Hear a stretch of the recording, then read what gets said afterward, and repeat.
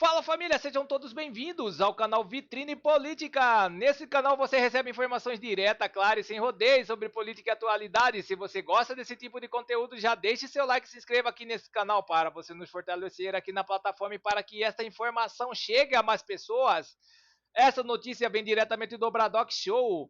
Marçal comenta sobre seu apoio ao Flávio Bolsonaro e diz que Lula será derrotado. Assista esta matéria até o final para você entender melhor tudo sobre o que está ocorrendo.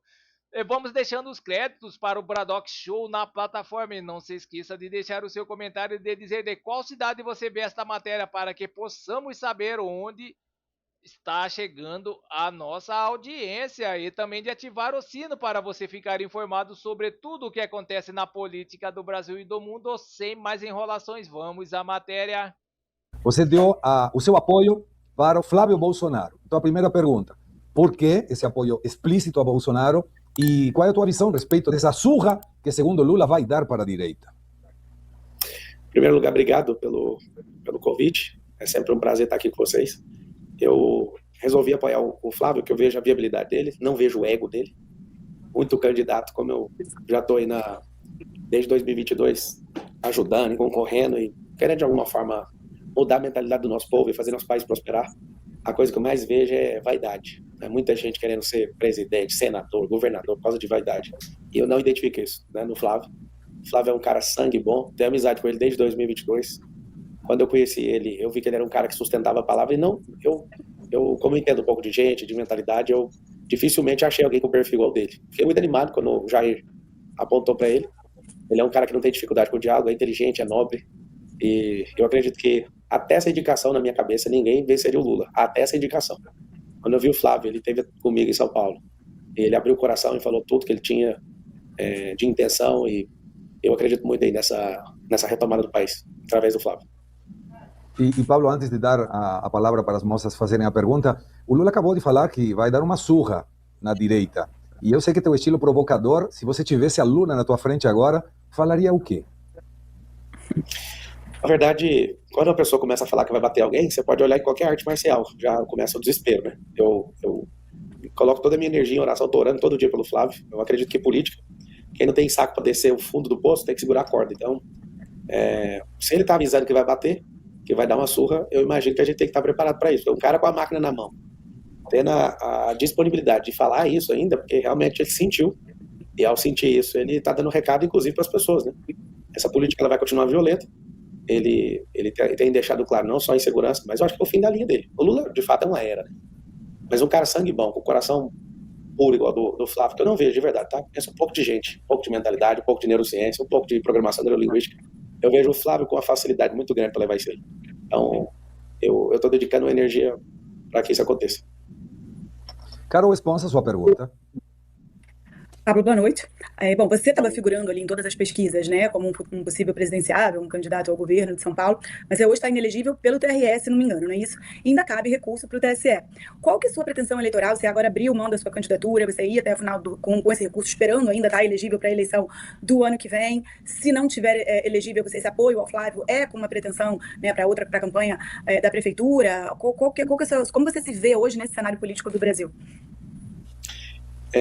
Eu vou reverter, junto com a banca de advogados, a gente vai reverter todos os casos.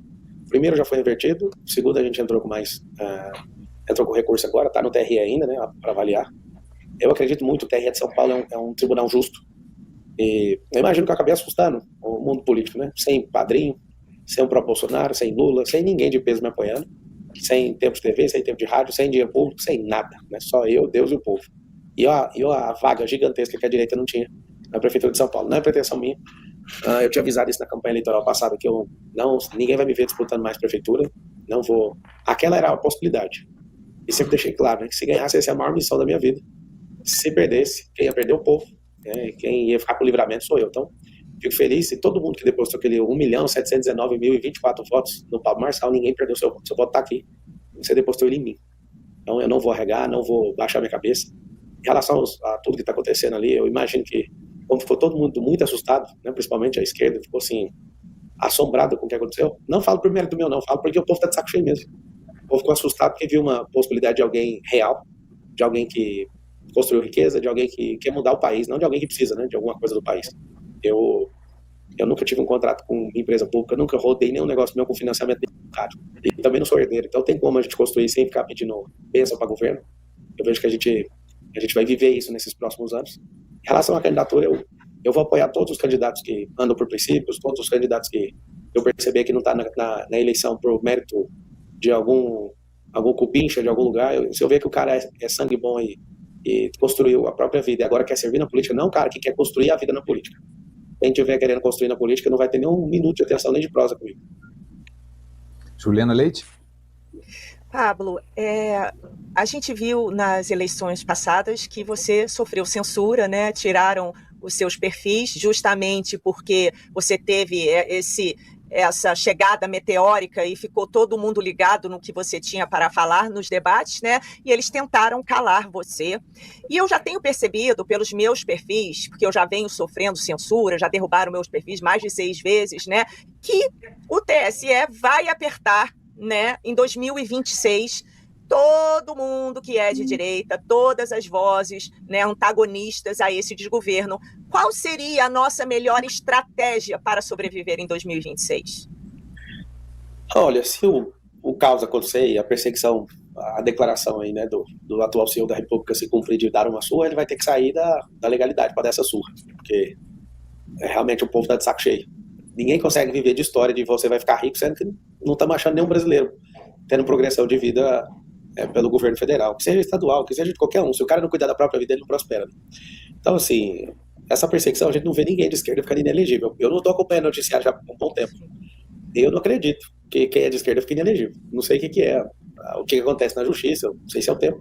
Agora, se alguma infelicidade acontecer, né, de alguma extrapolação da lei e fazer com que o Lula ganhe de novo, o Congresso vai ser o mais conservador de todos os tempos. E aí, um movimento invisível de muita gente de influência no país que vai vir com força nessa eleição. Então, quem não vier como candidato vai vir apoiando com muita força, porque a gente que produz o Brasil, a gente que tem a parte concentrada de 1% da riqueza, as pessoas estão todas dando saída fiscal no Brasil hoje. Maior fuga de capital da história. Eu confesso que se fosse só um jogo de política, eu só daria minha saída fiscal também do Brasil, cancelaria meu CPF e viraria as costas. Mas tem um negócio mais forte que me toca, sabe? E se o Lula, né, fizer tudo que ele quer aí, a gente vai ter que amargar mais 208 semanas a partir de outubro do ano que vem. Mas eu vou te falar, eu acho que vai ser um pouquinho complicado para ele. Se a gente agir todo mundo jogando o ego no lixo e cada um multiplicar com o pouco que tem, né, com as impressões, com a energia, com a audiência e com todos, né, que produzem no Brasil, eu acho que a gente vai ter uma guerra boa nessa eleição aí.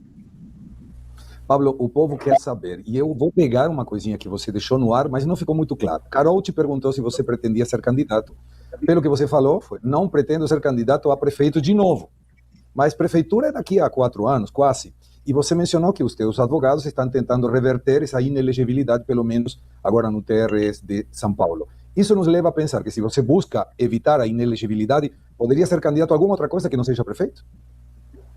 Na verdade, a pior coisa que tem é ser injustiçado, né? Se eu fosse embora do Brasil, eu deixaria os processos desse jeito. Mas, cara, eu conheço o mundo inteiro. Conheço tudo, praticamente.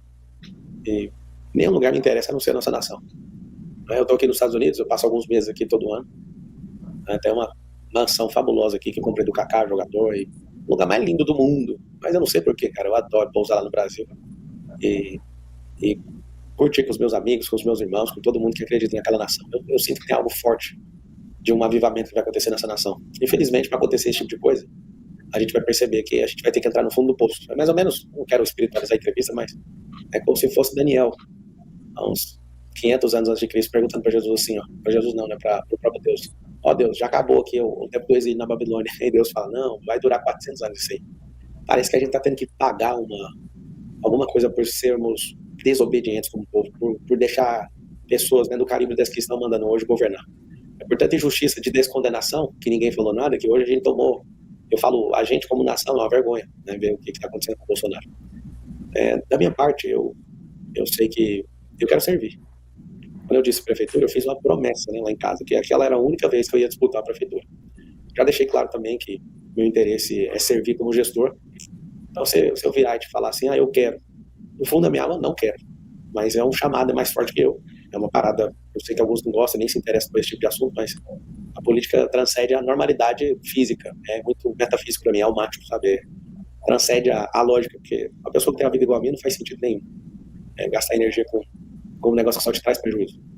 Tomei muitos processos, aprendi muito, amadureci muito, mas não tem planos, zero planos de ingressar nessa próxima campanha aí, eleitoral.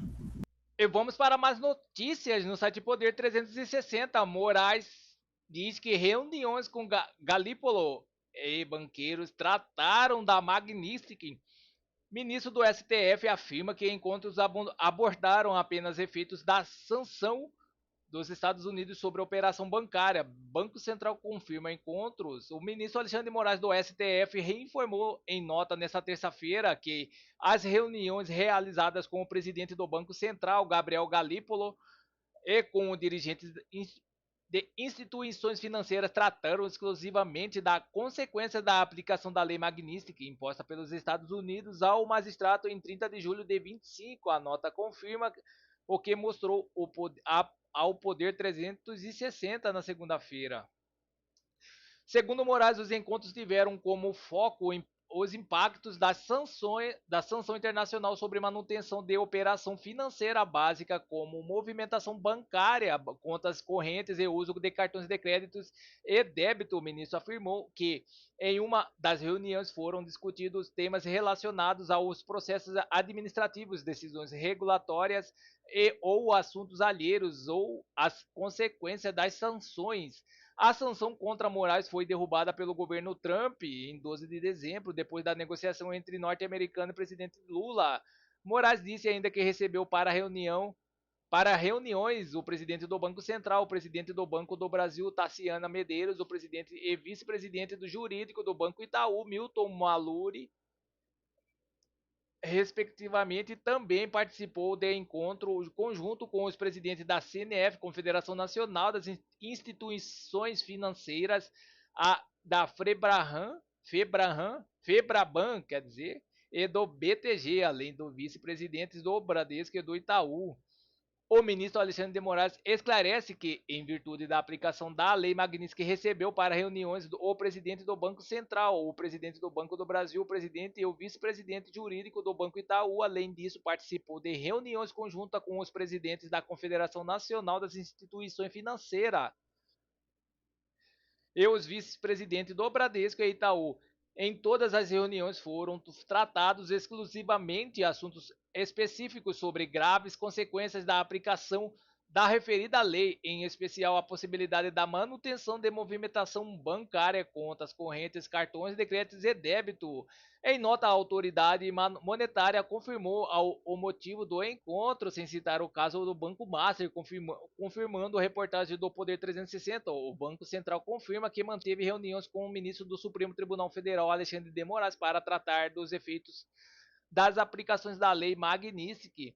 Os esclarecimentos ocorrem diante da circulação de rumores nos últimos meses em Brasília e no mercado financeiro sobre uma pressão do ministro do STF sobre o Banco Central durante o processo que culminou no veto à venda do Banco Master para a BRB e posteriormente na liquidação da instituição. O Banco Central vetou a operação em 3 de setembro de 2025 e decretou a liquidação do Master em 18 de novembro. O presidente do Banco Central, Gabriel Galípolo, tem negado reiteradamente qualquer tipo de pressão por parte de Moraes e interlocutores. Afirma que as conversas mantidas com o ministro foram amistosas e que a decisão do Banco Central seguiram critérios técnicos e legais. Segundo Galípolo, em nenhum momento houve tentativa de interferência em deliberação da autoridade monetária. Os rumores ganharam força também em razão da contratação da advogada Viviane Barque, mulher de Moraes, pelo Banco Master. Seus honorários seriam de 3 milhões e 600 mil por mês, por 36 meses, totalizando 129 milhões ao final da prestação de serviço. Essas informações foram divulgadas pela jornalista Malu Gaspar.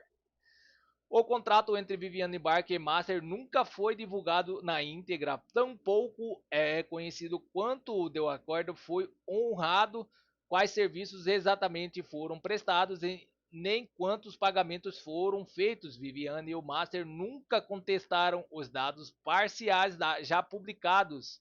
Esse caso das conversas entre Galípolo e Moraes evidencia mais uma vez um traço idiosincrático dos poderes da República no Brasil. É comum o ministro do Supremo Tribunal Federal falarem com o presidente do Banco Central. Em outros países, esse tipo de contato é incomum ou inexistente. Nos Estados Unidos, por exemplo, não há notícias de que o presidente do Federal Reserve, Jerome, converse com o magistrado do Supremo norte-americano, nem seja procurado para falar sobre qualquer assunto que afete o judiciário. Então é isso, pessoal. Essas são as notícias que estão circulando nas mídias da internet. Não se esqueça de se inscrever, deixar seu like e clicar no sino para mais informações sobre política. Agradeço a todos pela audiência.